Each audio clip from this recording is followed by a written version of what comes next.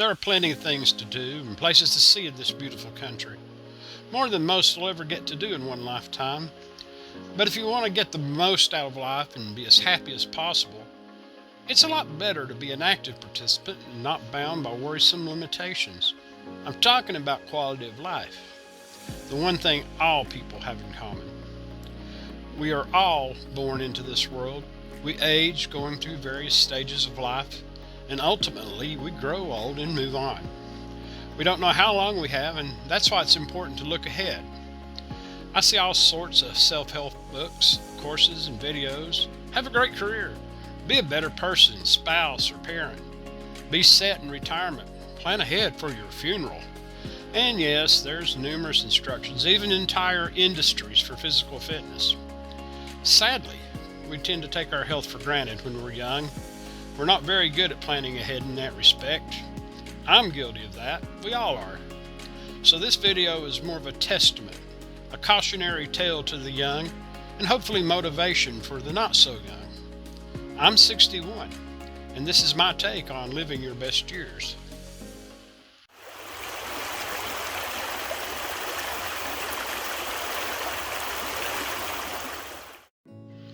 I, like so many other children, didn't think much about eating right.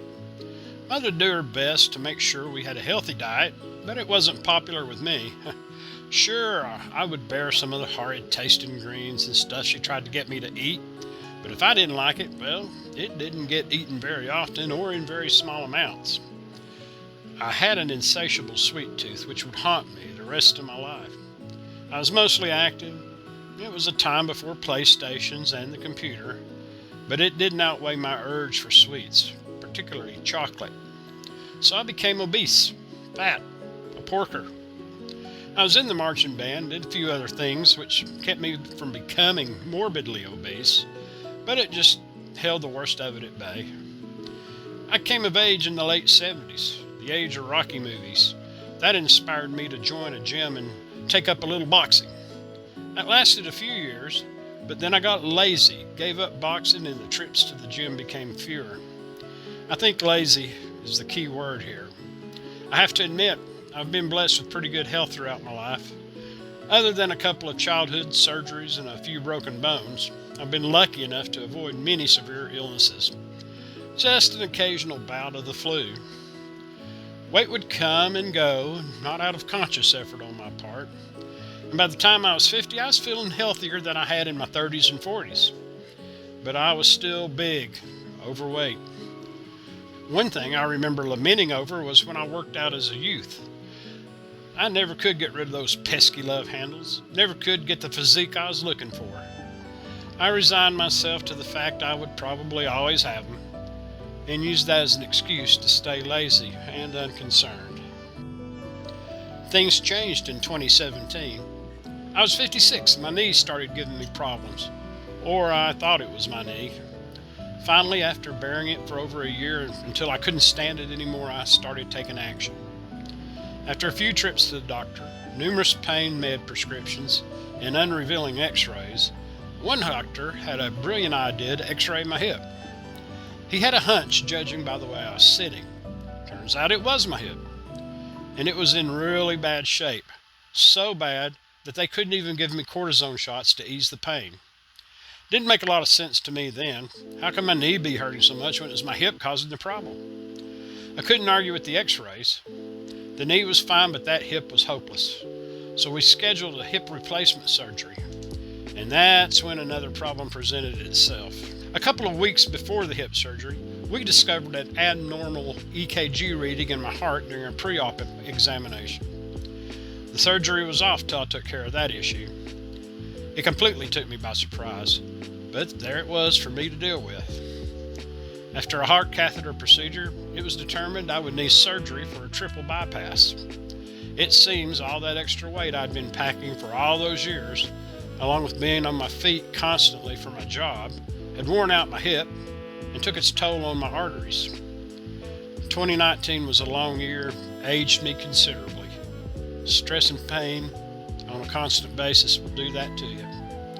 Long story short, I took care of both issues the same year, and after recovering, felt like a new man. Except now, I had to see both my regular doctor and my cardiologist on a regular basis. I think had I not been so flippant and lazy about getting my weight down and keeping it down, that could have been avoided. I left out a lot of details to quicken the pace here, but now things seem to be stacked against me somewhat. After my surgeries, especially my heart surgery, I did what I absolutely should not have done. I became generally inactive. Still had my sweet tooth though. Dangerous combination. Symptoms included diminishing strength, shortness of breath after minimal exertion, high blood pressure, and of course weight gain. I was still being lazy and using my surgeries as an excuse. Just the opposite of what I should have done. My epiphany came in April 2021 when I visited my doctor. My blood work came back showing my A1C at 7.3. Oh, the doctor wasn't happy about that at all. I guess she figured I couldn't bring it down on my own, and looking back at my past experience, I can understand why. She wanted to put me on medication to bring it down. I was already taking blood pressure meds, and I didn't want to take more. I've never been a fan of unwarranted meds.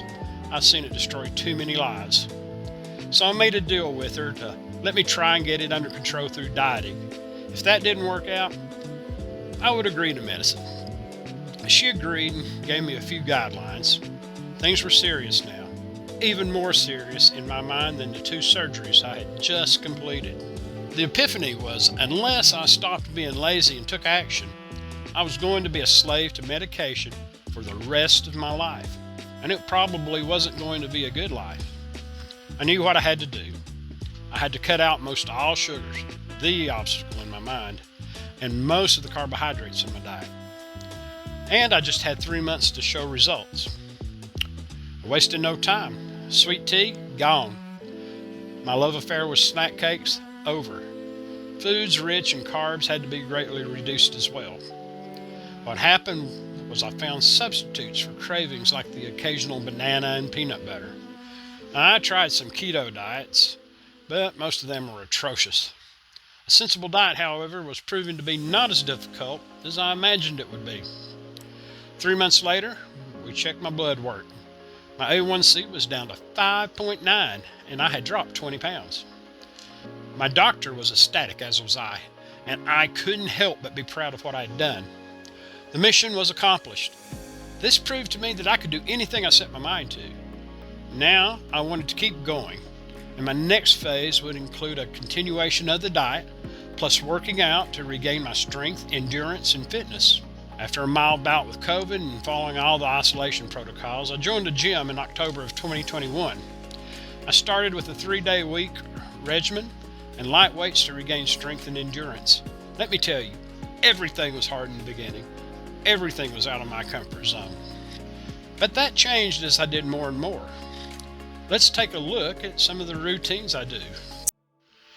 I like to start my workout by burning 200 to 300 calories on the upright bike. This jumpstarts my cardio and gets my metabolism working. But if I want to kick it into high gear, I'll do a few sets on the ropes.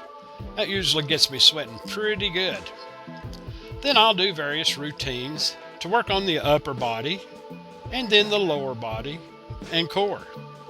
I'll also do some free weight training and various exercises depending on what I want to accomplish. I don't necessarily do everything every day, but I spend about an hour to an hour and a half 5 times a week in the gym.